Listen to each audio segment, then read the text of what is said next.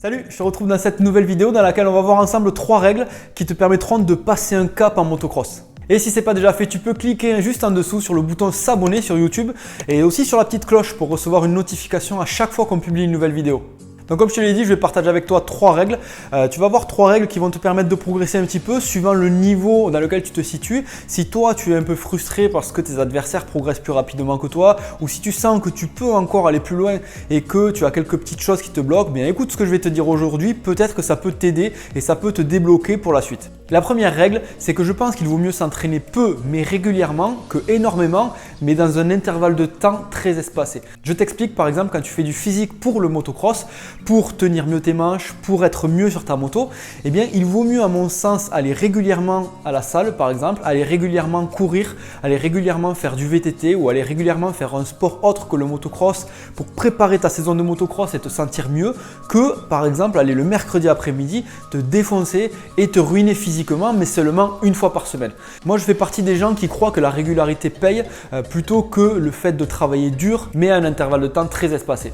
Donc que ça soit pour le physique, pour la moto ou pour le reste, pense à ça, pense qu'il vaut mieux s'entraîner régulièrement, il vaut mieux en faire un petit peu mais quasiment tous les jours plutôt qu'une fois par semaine mais toutes les 2 semaines. Deuxième règle, alors là c'est une règle spécifique sur la moto, spécifique technique. Je pense qu'il vaut mieux être trop debout que trop assis sur ta moto.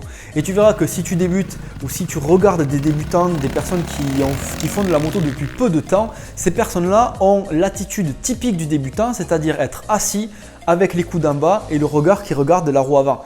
Ça, c'est typique des personnes qui débutent en moto et si tu fais partie de ces gens-là, bien, essaye de te forcer à être le plus souvent possible sur ta moto debout, en appui sur les cale-pieds avec les coudes un petit peu relevés. Je le dis souvent dans les vidéos, mais c'est la position de base, c'est la position qui te permet de progresser régulièrement et qui te permet de t'améliorer au fur et à mesure du temps. Donc n'hésite pas à rester debout en appui sur tes repose-pieds. Il y a plusieurs avantages à ça. Le premier, c'est que tu bénéficies de l'amortissement de tes jambes, donc un amortissement supplémentaire par rapport aux suspensions de ta moto. Le deuxième, c'est que la puissance de ta moto va beaucoup mieux passer au sol parce que si tu appuies sur tes cale-pieds avec tes jambes et avec tes pieds, eh bien tout simplement ta roue arrière va beaucoup mieux adhérer au sol. Et ça, c'est un avantage énorme en sortie de virage par exemple. Et la troisième et dernière règle qu'il faut respecter à mon sens pour progresser en motocross, et là je te dis bien progresser en motocross, c'est qu'il vaut mieux travailler la technique plutôt que travailler le physique. C'est beaucoup plus facile de travailler le physique dans le sens où on n'a pas à sortir la moto, on n'a pas à aller s'entraîner, mais je vois très souvent des personnes qui s'entraînent énormément physiquement pour tenir les manches. Le problème vient bien souvent de la technique et non pas du physique.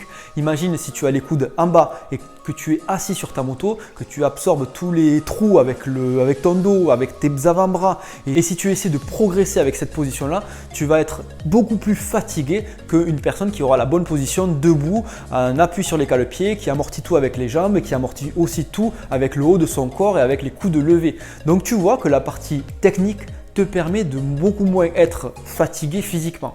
Donc je pense que si c'est ton cas, tu devrais beaucoup plus travailler techniquement que physiquement. Comment travailler techniquement? Eh bien le week-end, samedi et dimanche, lorsque tu peux aller t'entraîner, lorsque les conditions le permettent, essaye de faire 1 heure simplement basée sur la technique. Et quand j'appelle basée sur la technique, c'est 1 heure où tu te concentres sur ta position, 1 heure où tu te concentres sur tes entrées de virage, à lâcher les freins tôt, à ne pas trop faire cirer l'embrayage et à être coulé.